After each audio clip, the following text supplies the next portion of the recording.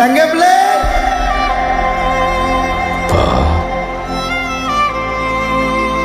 என்னமா அப்படி மேல எல்லாம் கரையிட்டு நிக்க?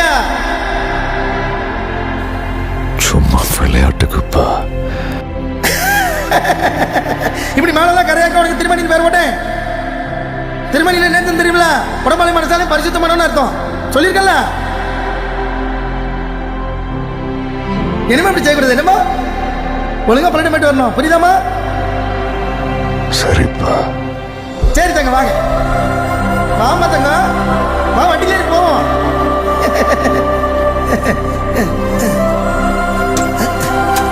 கொண்டாங்க.